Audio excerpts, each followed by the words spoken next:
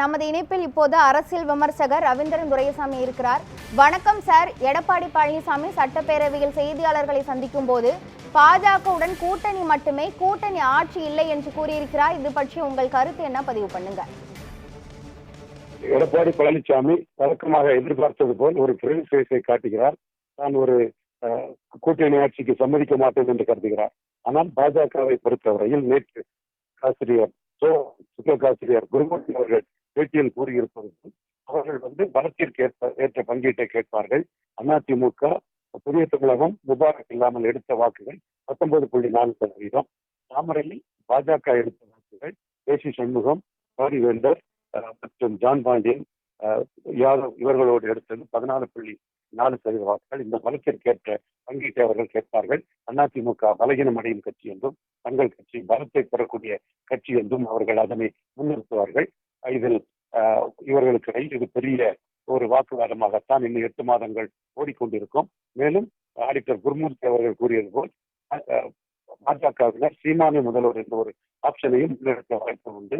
நிதிஷ்குமாரை பீகாரில் முதல்வராக முன்னிறுத்தியது போல் சீமானை முன்னிறுத்துவதற்கான சாத்தியக்கூறுகளையும் அண்ணாமலை, ஆடிட்டர் குருமூர்த்தி போன்றவர்கள் ஆய்வு செய்வதற்கான சாத்தியக்கூறுகள் உண்டு. எனவே பாஜகவிற்கும் அதிமுகவிற்கும் இடையில் வளர்ச்சியின் அடிப்படையில் பங்கீடு என்ற ஒரு வாதம் வலுப்பெறும். அந்த வாதத்தை அடிப்படையில் எப்படி இந்த கூட்டணி தாக்குப்பிடிக்கிறது என்பதை பார்க்க வேண்டும். ஏற்கனவே நகர்ப்புற உள்ளாட்சி தேர்தலில் 5% இடங்களை அண்ணாமலை கேட்டபோது 2% இடங்கள் தான் தர முடியும் என்று எடப்பாடி கூறியதால் இந்த கூட்டணி உடைந்தது.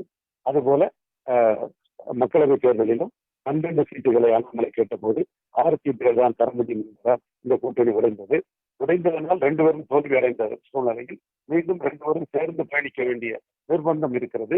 இதில் யாருடைய மன வலிமை பெறுது என்பதை தொகுதி பங்கீட்டிலும் கூட்டணி ஆட்சி உண்டா இல்லையா என்பதிலும் நாம் காண முடியும்.